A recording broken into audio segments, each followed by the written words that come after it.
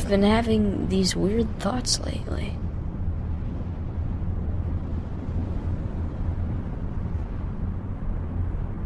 Like, is any of this for real? Or not?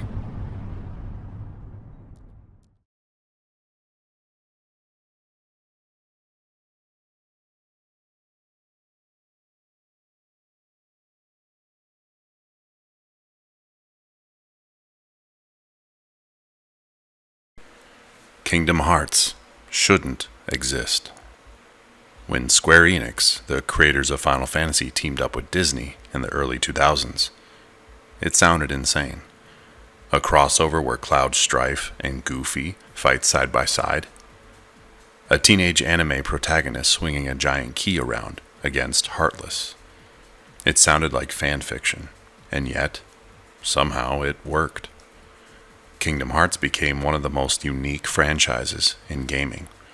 A mix of JRPG storytelling, Final Fantasy cameos, Disney magic, and one of the most complicated narratives ever put into a video game. But like many franchises, Kingdom Hearts' journey hasn't been smooth. It went from beloved masterpiece to a mess of spin-offs, from hype explosions to crushing delays, and while fans still hold out hope for the future, Kingdom Hearts today is a shadow of what it once was. This is the story of Kingdom Hearts, its rise, its fall, and whether it still has a future worth believing in.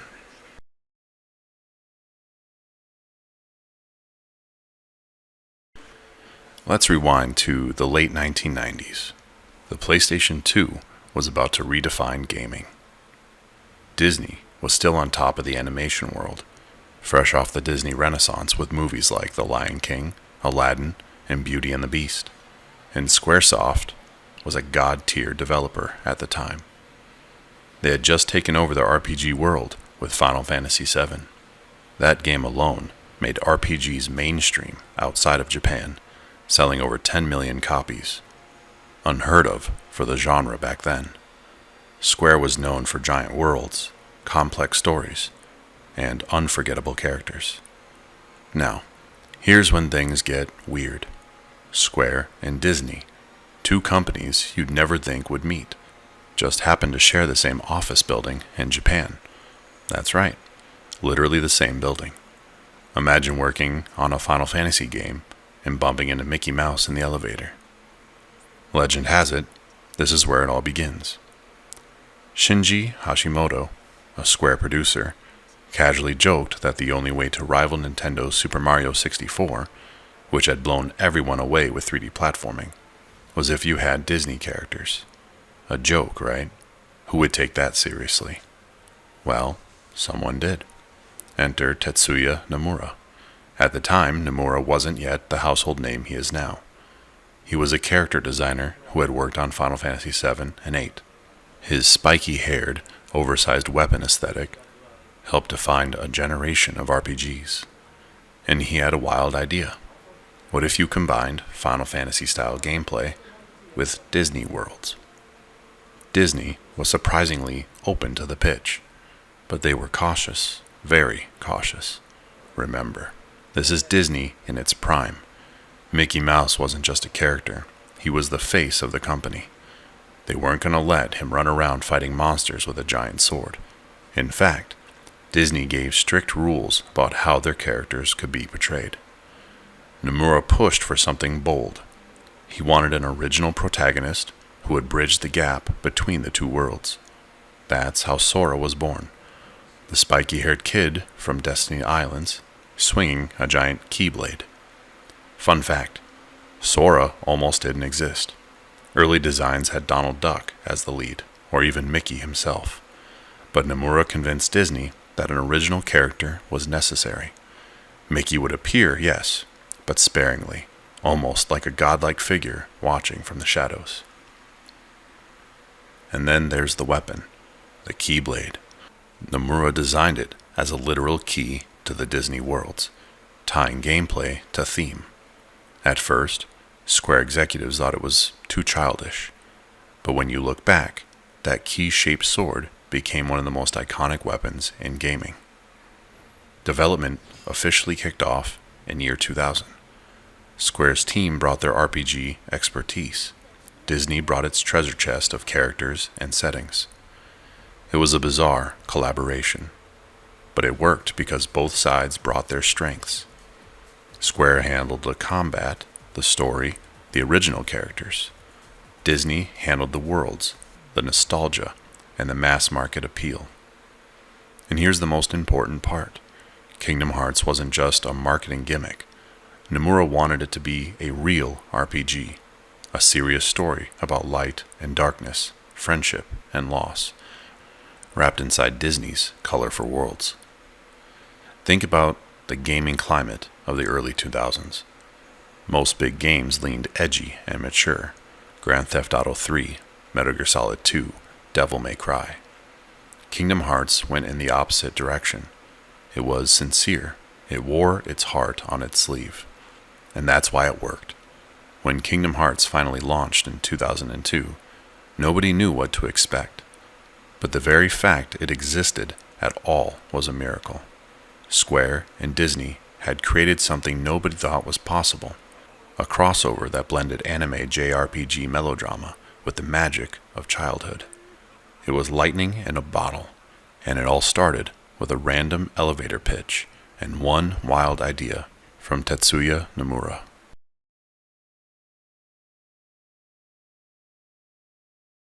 When Kingdom Hearts finally launched in March 2002 in Japan, and later that year worldwide, nobody knew what to expect.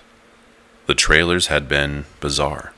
A spiky-haired anime boy swinging a giant key around while running around worlds such as Alice in Wonderland and Tarzan. But the final product wasn't just a gimmick. It was a full RPG, and for a lot of people, it was magic. Let's set the stage. You start on Destiny Island, a quiet, tropical setting where three friends, Sora, Riku, and Kairi, dream of leaving their home and seeing other worlds. This opening immediately gave Kingdom Hearts something deeper than just Disney crossover. It was about friendship, longing, and destiny. And then, everything falls apart. The islands are swallowed up by darkness. Riku disappears, Kairi vanishes, and Sora is left wielding the mysterious Keyblade, transported into Disney's universes. This intro sets the tone. Kingdom Hearts is about loss, but also about finding hope through light. From there, the adventure explodes into pure Disney nostalgia. Traverse Town becomes the hub world, filled with Final Fantasy cameos like Leon or Squall, Aerith, and Yuffie. These characters acted as mentors, giving the crossover immediate credibility with JRPG fans. Then, you're off to Disney worlds. Alice in Wonderland, Tarzan, Aladdin, Hercules, The Little Mermaid, Nightmare Before Christmas, Peter Pan. Each one recreated iconic movie moments, but added the Heartless to fit into the bigger plot. And then, the villains. Nomura did something brilliant here. Instead of inventing entirely new villains for the Disney worlds, he let the classic Disney villains from their own supervillain squad. Maleficent, Jafar, Ursula, Captain Hook, working together, opening the door to Kingdom Hearts. It was genius. Disney nostalgia, but with a fresh sense of threat. Meanwhile, the Heartless themselves were perfect original enemies. Creepy, shadowy, but still fitting the Disney aesthetic. They tied everything together, a single thread that explained why all these worlds were under attack. And at the center of it all, Ansem, Seeker of Darkness, a villain shrouded in mystery, whispering about hearts, darkness, and the ultimate power of Kingdom Hearts itself.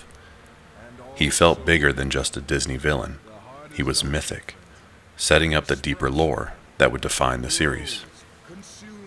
Now, let's talk gameplay. This was 2002. Action combat in JRPGs was rare. Most RPGs were still turn-based, but Kingdom Hearts put you right into the action. You swung the Keyblade in real time, chained combos, cast magic, summoned Disney characters like Genie or Simba, and fought bosses in spectacular arenas. It wasn't as complex as Devil May Cry, but it was fast and flashy enough to feel fresh. And the bosses?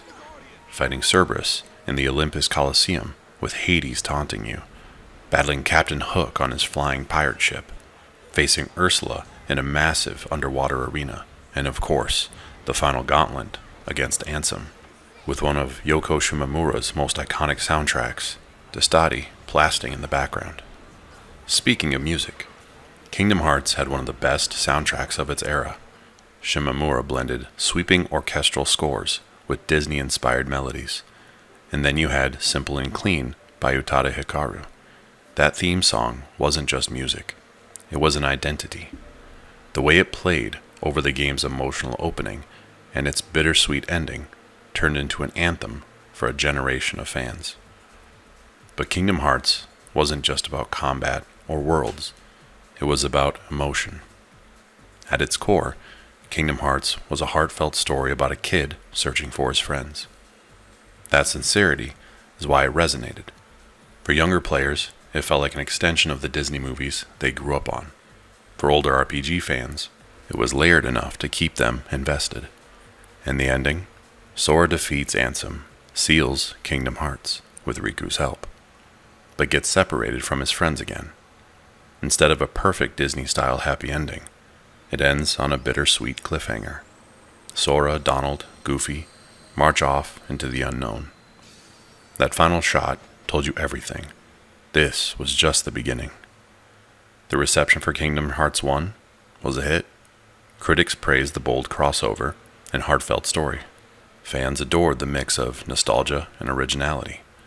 The game sold over 5 million copies on the PlayStation 2, massive for the time, and instantly became one of Square's flagship franchises. And perhaps most importantly, Kingdom Hearts proved it wasn't just a gimmick. It was a legitimate series with its own voice. It wasn't Disney's game. It wasn't Final Fantasy's game. It was its own thing. Something weird, unique, and magical. Kingdom Hearts 1 was lightning in a bottle, and no one realized just how massive this new universe was about to become.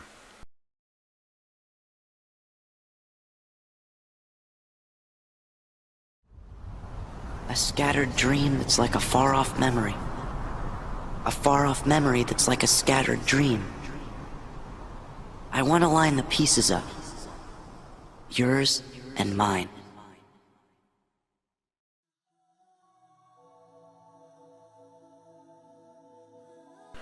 After Kingdom Hearts 1 blew everyone away, expectations were sky high for a sequel. Fans wanted more worlds, more characters, more answers. But first, Square released Chain of Memories on the Game Boy Advance in 2004.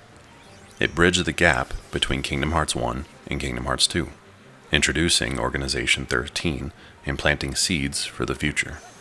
For many fans, though, Kingdom Hearts 2 was the real prize. And in December 2005 in Japan, and then March 2006 worldwide, Kingdom Hearts 2 finally arrived on the PlayStation 2. What followed wasn't just a good sequel, it was a franchise-defining masterpiece. Now, here's something fascinating. Instead of jumping right back into Sora's story, Kingdom Hearts 2 opens with a completely new character, Roxas. For 3 full hours, you play as him in Twilight Town, a quiet city where he and his friends hang out, do summer jobs, and get pulled into strange mysteries. At the time, this confused a lot of players. Who was this blonde kid? Why weren't we playing as Sora? But as the story unfolded, it became clear. Roxas was tied to Organization 13, to Sora's identity, and to the deeper mysteries of the Heartless and Nobodies. What felt frustrating to some players in 2006 has aged beautifully. The Roxas prologue is now considered one of the most emotional parts of the series. His farewell, whispering, "Looks like my summer vacation is over," before merging back with Sora, is still heartbreaking today. Kingdom Hearts 2 took the seeds of lore from Kingdom Hearts 1 and Chain of Memories and blew them wide open. Organization 13 became the main antagonists, mysterious black-cloaked figures representing nobodies, beings without hearts. The game explored the idea of identity and existence, heavy themes wrapped inside a Disney crossover. The concept of Kingdom Hearts itself grew more mythic, no longer just a door to light, but a cosmic force tied to hearts, darkness, and balance. This was where Kingdom Hearts became more than Disney and Final Fantasy. It became its own mythology. And yet, Kingdom Hearts 2 still delivered on the Disney magic. Beast's Castle gave us Beauty and the Beast story, where the Beast struggles with his inner darkness. Pirates of the Caribbean blew our minds with its realistic graphics for the time. Going from cartoon Donald Duck to semi-realistic Johnny Depp was surreal. Mulan's Land of Dragons let you fight alongside Mushu and take on Shan Yu's army in a massive battle. The Lion King turned Sora into a lion cub with unique movement in combat. Tron's Space Paranoids gave us one of the most unexpected but coolest crossovers. Each world felt bigger, better integrated, and tied into Sora's journey in meaningful ways. If Kingdom Hearts 1's combat was impressive, Kingdom Hearts 2 perfected it. Dry forms, Sora could transform into new modes: Valor, Wisdom, Master, Final, and Anti-Form. Each one changed his combat style completely. Players still talk about the thrill of unlocking the final form. There was reaction commands. QuickTime prompts during combat let you perform cinematic moves. Fighting the 1000 Heartless battle in Hollow Bastion with these mechanics was legendary. There were summons, now featured Disney characters like Stitch, Chicken Little, and Genie with expanded abilities. And then the boss fights. Kingdom Hearts 2 bosses are still considered some of the best in the franchise. From Demiex's time-based water clone challenge to Xaldin's brutal spear fight at Beast's Castle, they were tough, creative, and memorable. The combat was fast, flashy, and addictive. Kingdom Hearts 2 remains one of the most beloved action combat systems in JRPG history. Kingdom Hearts 2 also doubled down on Final Fantasy cameos. Cloud and Sephiroth returned with an upgraded duel that fans still rank among the hardest in the game. Yuffie, Cid, and Leon became integral allies in Hollow Bastion. Even obscure characters like Zetzer from Final Fantasy VI made an appearance as a goofy tournament rival. For many fans, Kingdom Hearts 2 was their first introduction to Final Fantasy characters, and it made the crossover identity stronger than ever. Kingdom Hearts 2 wasn't just bigger, it was more emotional.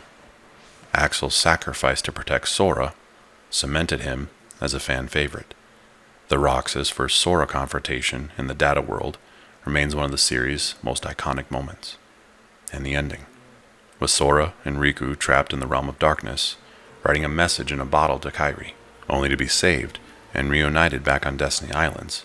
It was emotional catharsis after a long, dark journey. Kingdom Hearts 2 gave fans the closure they craved, but still teased new mysteries. When it launched, Kingdom Hearts 2 was a smash hit. Critics praised its improvements in combat, graphics, and scope. Fans fell in love with the expanded worlds and deeper story. It sold over 5.2 million copies, cementing Kingdom Hearts as one of Square's biggest franchises. To this day, many consider Kingdom Hearts 2 the peak of the series. Its balance of Disney magic, Final Fantasy flair, and original lore hit the perfect sweet spot, and its gameplay system has never truly been topped. Kingdom Hearts 2 was lightning in a bottle, again. But this time, it created expectations that would haunt the series forever. Because how do you follow up perfection? As it turns out, not very easily.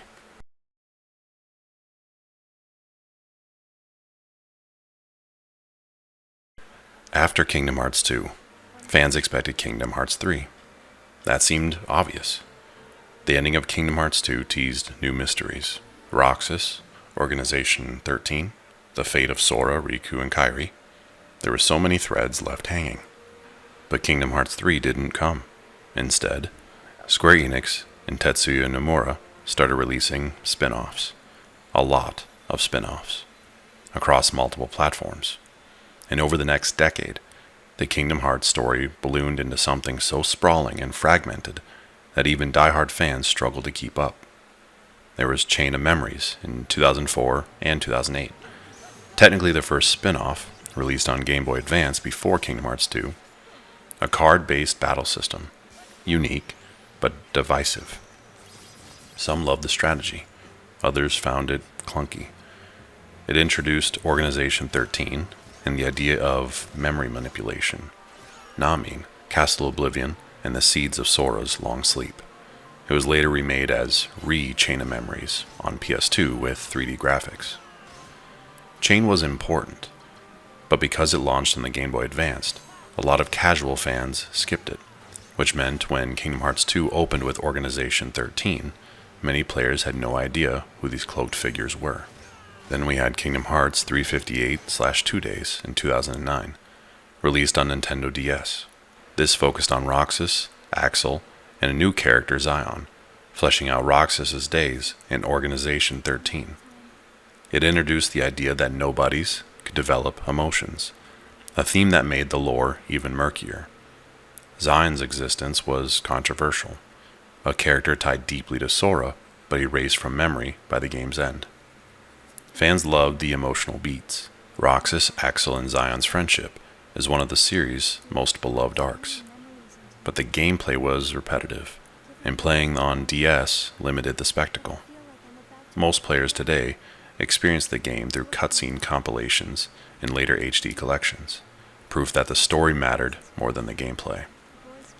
Next was Kingdom Hearts Birth by Sleep in 2010, a PSP prequel. This introduced Terra, Aqua, and Ventus, three Keyblade wielders who came before Sora. Ventus looks identical to Roxas, sparking new layers of confusion. It explored Master Xehanort, the true mastermind behind the series' events. Aqua became a breakout fan favorite with a tragic story of sacrifice. Gameplay was incredible for a handheld. The command deck system is still praised today. Boss fights like Vanitas and the Secret Boss, the Lingering Will, are legendary. But lore-wise, this game opened Pandora's box. Heart transfers, body possessions, fusions. It tied directly into Kingdom Hearts 1 and 2, but made the mythology almost impenetrable for newcomers. Still, most fans agree, Birth by Sleep is one of the best spin-offs, and arguably the closest to a true Kingdom Hearts game outside the mainline entries. Next, we have Kingdom Hearts Recoded in 2010. It was released on the Nintendo DS. A remake of a mobile phone game. The story? A digital version of Sora investigates a corrupt Jiminy Cricket journal. Yes, really. While the gameplay experimented with cool mechanics, the story felt very filler. Recoded is often considered the least essential Kingdom Hearts game. Its only lasting contribution was teasing Data Sora and a cryptic hint about the pain in Sora's heart. Then in 2012, we have Kingdom Hearts 3D Dream Drop Distance, released on the Nintendo 3DS. Sora and Riku take the Mark of Mastery exam to become Keyblade Masters. Gameplay introduced flow motion, letting players bounce off walls and zip around environments with flashy acrobatics. Some of the Disney worlds that were included were the Hunchback of Notre Dame, Tron Legacy, and Fantasia. But story-wise, Dream Drop Distance is infamous. It brought in time travel. Yes, time travel. Master Xehanort could now pluck versions of himself from across time to create a 13 darknesses to oppose the 7 lights. For many fans, this was the breaking point. The lore became so convoluted that the once magical Disney crossover felt like a tangled knot of clones, timelines, and abstract concepts. Then we enter the mobile era, Kingdom Hearts Union X and beyond, from 2013 to 2020. The mobile game set in the age of fairy tales long before Kingdom Hearts 1. It explored the Keyblade War, the Foretellers, and the ancient history of Kingdom Hearts. It introduced the Master of Masters, a mysterious figure pulling strings across centuries. Union X had surprisingly deep lore, but because it was locked to a mobile gacha format, most fans ignored it, or just watch the cutscenes on YouTube. Still, Nomura insists this era is critical to the Lost Master arc, which Kingdom Hearts 4 is now building towards. But we have a problem of fragmentation. Individually, many of these games were good. Birth by Sleep was fantastic. 358/2 Days had an emotional core. Dream Drop Distance had fun gameplay. But together, they created a massive problem. The story was no longer contained.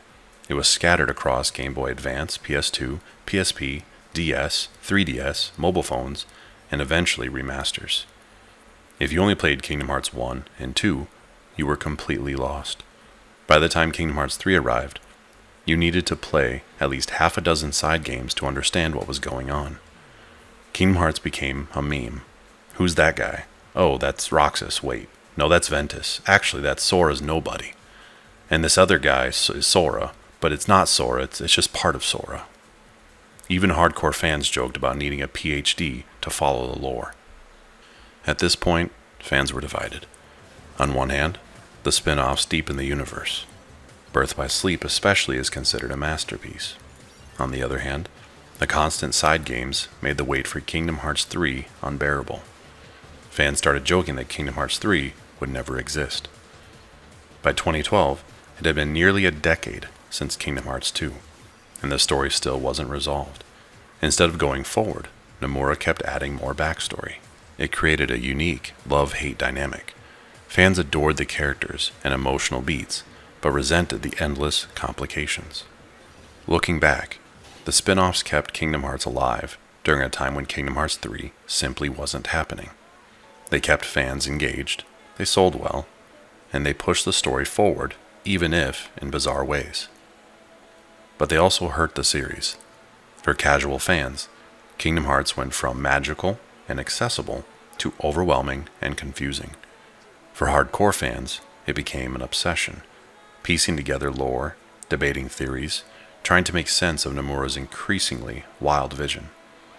In short, the spin-offs kept the fire burning, but they also nearly burnt down the entire house. Kingdom Hearts was no longer the magical Disney Final Fantasy crossover. It had become something stranger, bigger, and far harder to explain. And all of this set the stage for one of the most hyped and ultimately divisive releases in gaming history.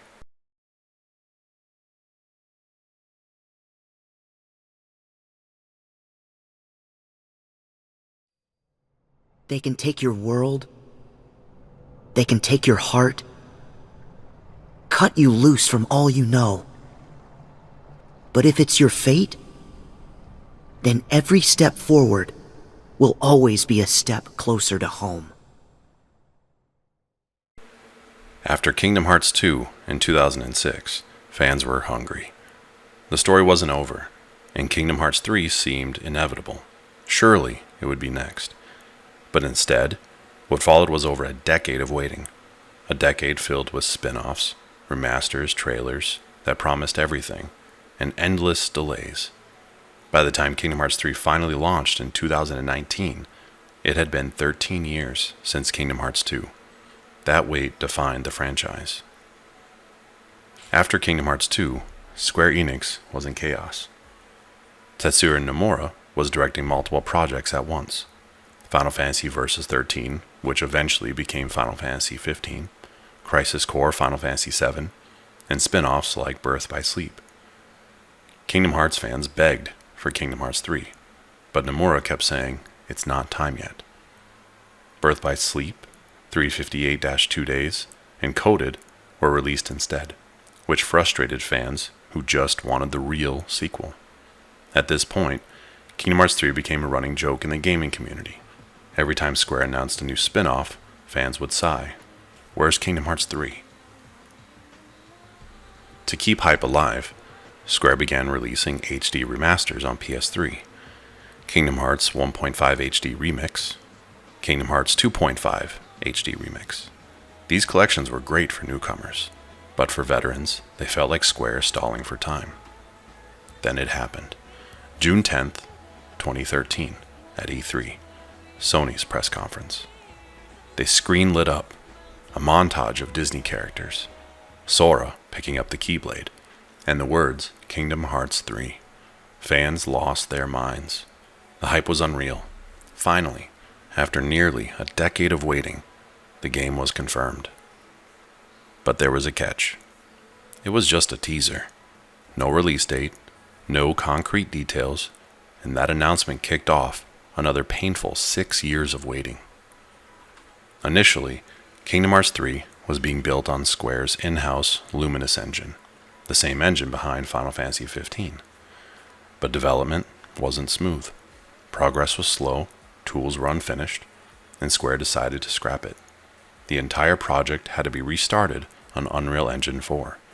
That meant years of wasted time, and fans waiting even longer.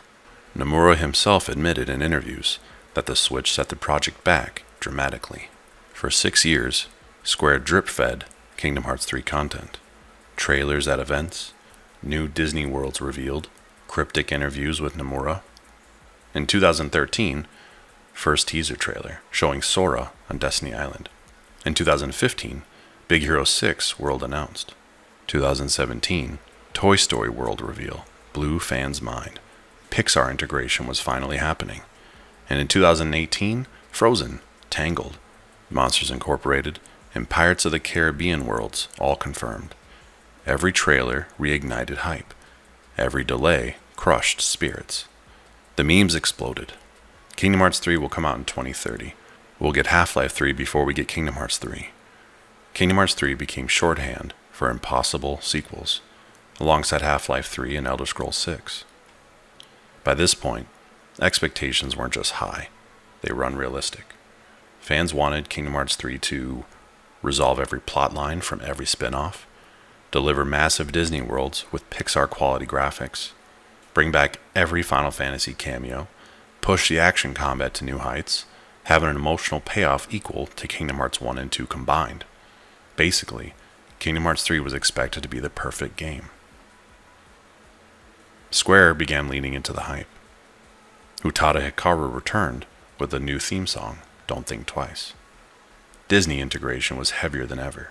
Frozen Let It Go sequence recreated in-game. Toy Story with a brand new story written in collaboration with Pixar. Special edition consoles, merchandise, and tie-ins were everywhere. By 2018, Kingdom Hearts 3 was the most anticipated game of the year. When Square finally gave the release date of January 2019, fans couldn't believe it was real. But here's the problem. 13 years is a long time. Fans who played Kingdom Hearts 2 as teenagers were now adults, some with kids of their own. The nostalgia was strong, but the audience had changed. No game could live up to that much expectation. Kingdom Hearts 3 wasn't just a sequel anymore. It was a myth, a legend, the game fans had been dreaming of for half their lives. And when it finally launched, well, that's where things get complicated. Because after all the hype, all the delays, all the memes, Kingdom Hearts 3 was real. And it was good. But was it good enough?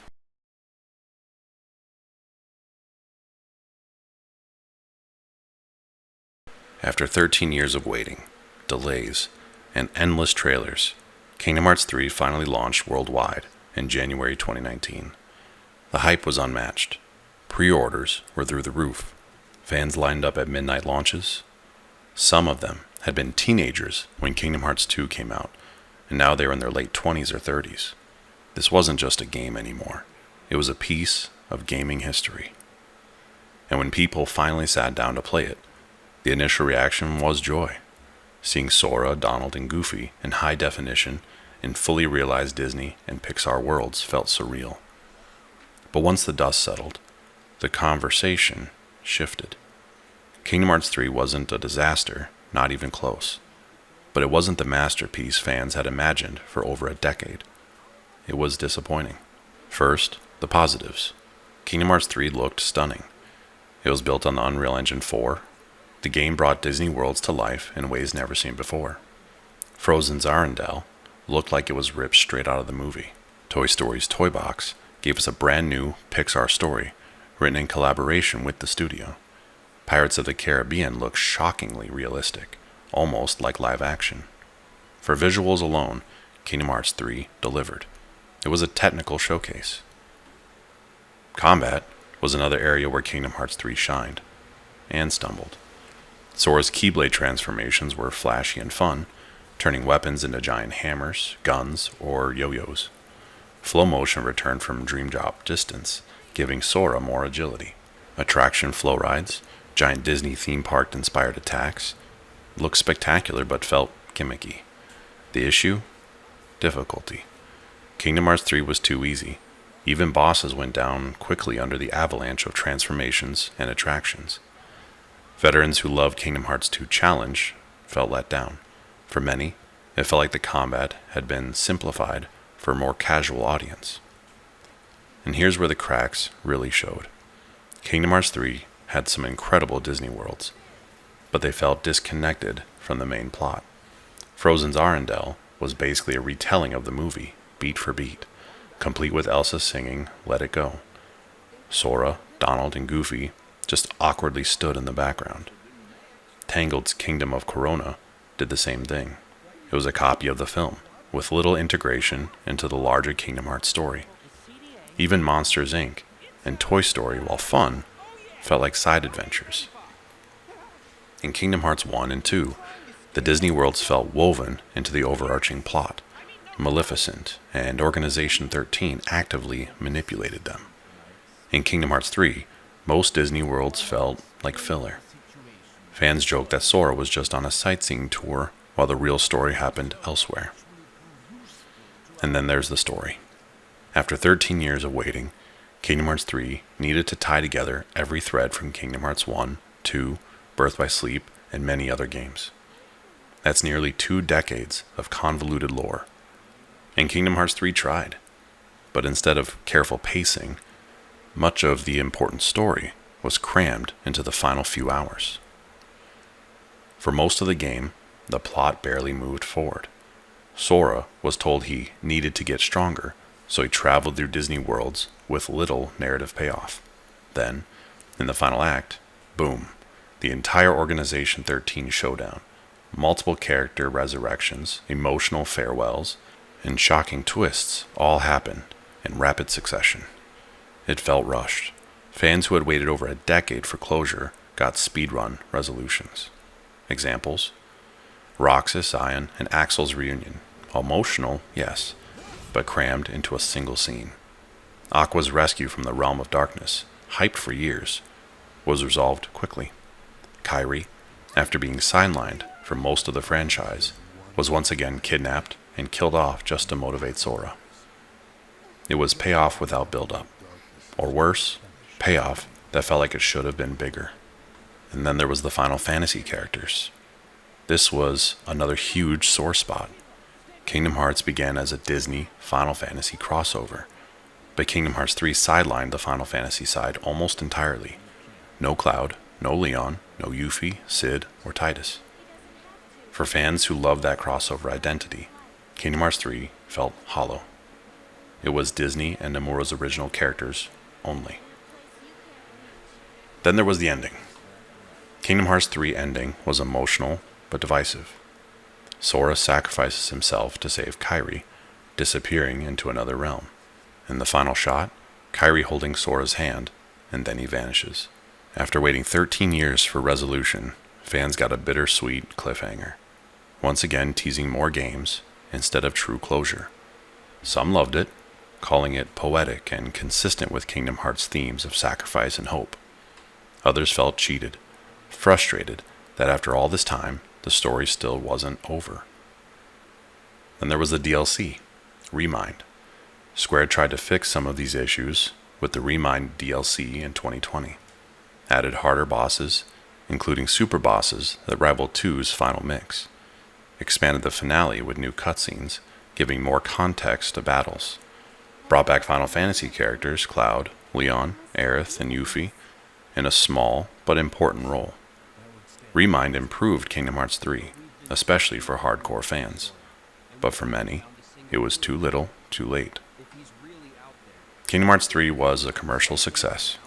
It sold over 5 million copies in its first week, making it the fastest-selling game in the series.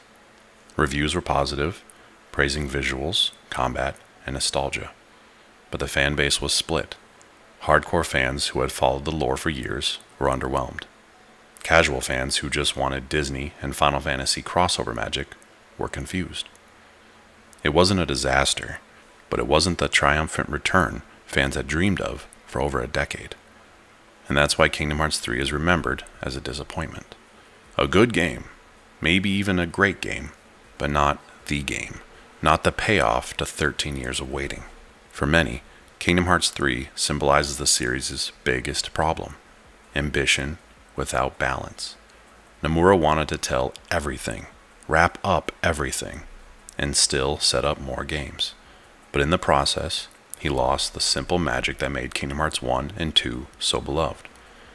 Kingdom Hearts 3 wasn't the end. It was just another chapter. And for fans who had waited nearly half their lives, it was a hard pill to swallow.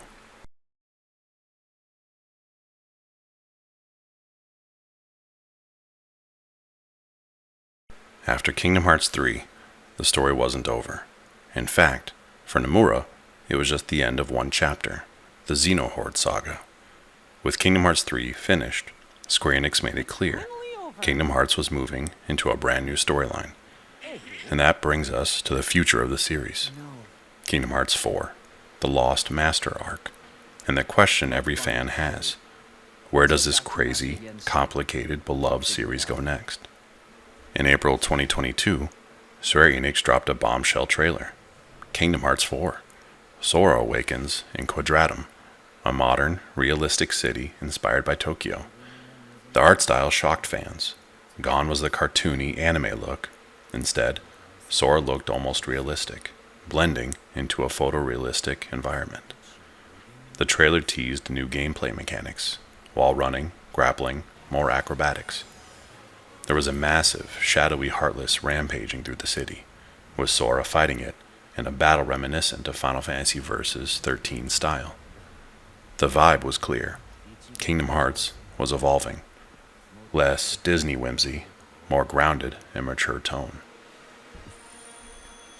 Quadratum isn't just a new world, it's a new reality. In lore, it's described as an unreality, separate from the world Sora knows. Fans speculate it's tied to the World Ends With You crossover from Dream Drop Distance, or perhaps a parallel universe where Nomura can tell darker stories. The title, Lost Master Arc, suggests this new saga will focus on the Foretellers, the Master of Masters, and the ancient Keyblade War from Union X.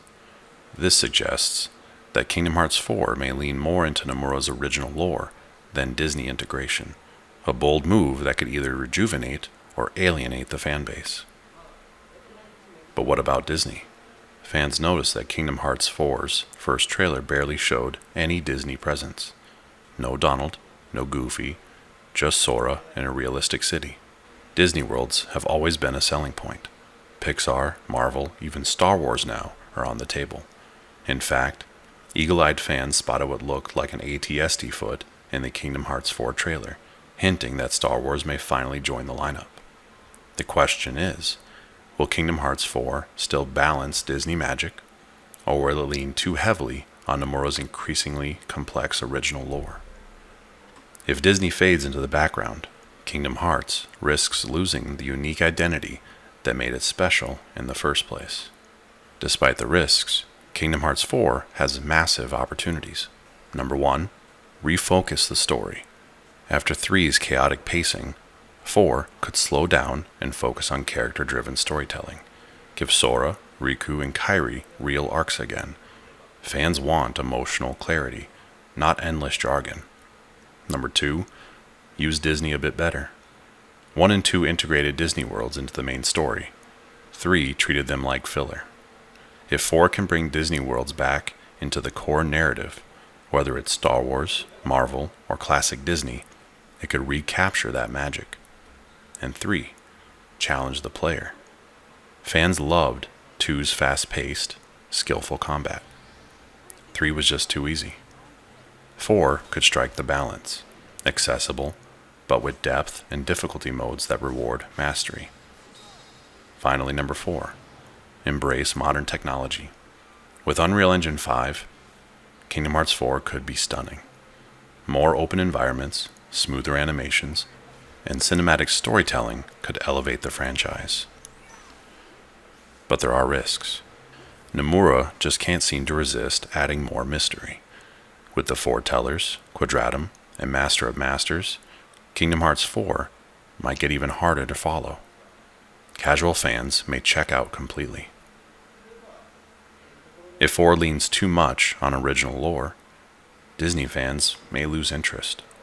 If it leans too much on Disney, hardcore fans may feel it's fluff. Striking balance is crucial. Also, there's the wait time. Kingdom Hearts 3 took 13 years.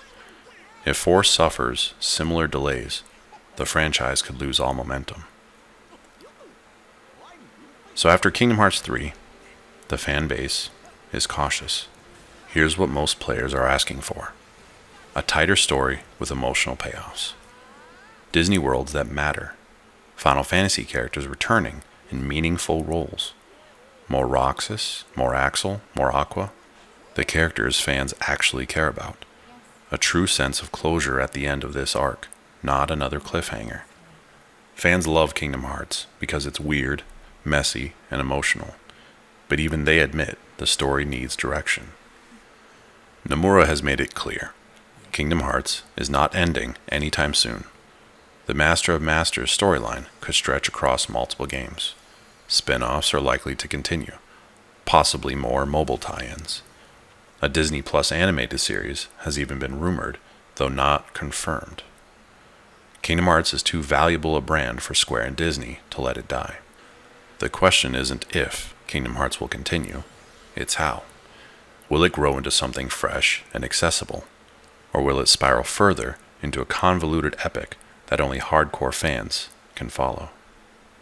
So where does that leave us? The future of Kingdom Hearts is exciting, but uncertain. Kingdom Hearts 4 could be the game that redeems the series, balancing Disney, Final Fantasy, and Nomura's vision into something magical again. Or it could be the game that pushes Kingdom Hearts further into a niche territory, loved by only lore diehards. What we do know is this: despite all the flaws, all the waiting, all the disappointment of Kingdom Hearts 3, fans still care. The excitement for 4's reveal proved that. People still want to follow Sora's journey, no matter how wild it gets. Because Kingdom Hearts, at its core, isn't just about lore. It's about friendship, light, and the belief that even in the darkest places, there's hope. And as long as that message remains at the heart of the story, Kingdom Hearts will endure, no matter how complicated it gets.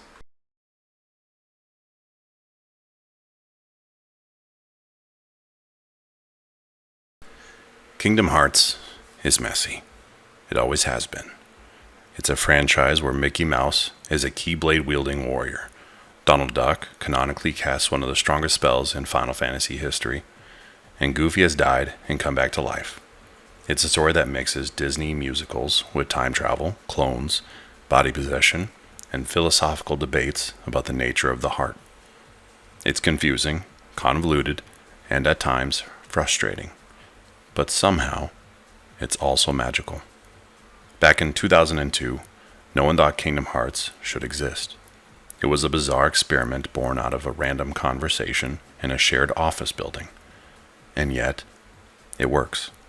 It captured the hearts of millions of players because it dared to be sincere.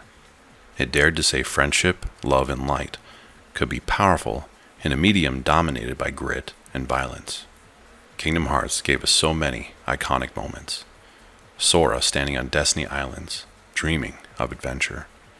Roxas whispering that his summer vacation was over. Axel sacrificing himself with, got it memorized? The 1,000 Heartless battle in Hollow Bastion. And yes, the emotional reunions in Kingdom Hearts 3, even if rushed, still brought tears to the fans who had waited their entire lives for them. For a generation, Kingdom Hearts is more than a game. It's a memory. Childhood trips to Disney movies and late nights on the PlayStation blended into one. But over time, the series has lost its way. Spin-offs scattered the story across too many platforms. Lore ballooned until it was impossible to follow. Kingdom Hearts 3 was good, but not great. It gave fans joy, but also left them hollow. And now, as we look to the future with Kingdom Hearts 4, the series faces its biggest test yet. Can it find balance again? Can it honor what made Kingdom Hearts special? Disney magic, Final Fantasy spirit, and heartfelt storytelling, without drowning in its own complexity. No one knows for sure, but here's what we do know. People still care. Despite everything, Kingdom Hearts fans never left. They laughed at the memes, argue about the lore, but they stayed. Because at its heart, Kingdom Hearts is about more than plot twists. It's about heart. It's about connection. It's about believing that no matter how dark things get, there's always light to be found. And that's why Kingdom Hearts endures. Not because it's perfect, but because it speaks to something timeless. It's messy, it's weird, it's frustrating, but it's also beautiful. So maybe Kingdom Hearts will never make complete sense. Maybe it doesn't have to. Because when the music swells, when Sora reaches out his hand, when Donald and Goofy stand by his side, it doesn't matter if you understand everything. What matters is that you feel it. That's the legacy of Kingdom Hearts. A franchise born out of the impossible, that somehow carved a permanent place in gaming history. And as long as there are fans who believe in that magic, fans who still shed a tear when they hear Simple and Clean or Sanctuary, Kingdom Hearts will always be there. Because Kingdom Hearts is more than a story. It's a reminder that friendship matters, that light matters, that even when things don't make sense, the heart still knows the way. And no matter how complicated things get, one truth remains. Kingdom Hearts will always be with you. Thanks for watching. And if you enjoyed this deep dive, don't forget to like, subscribe, and share.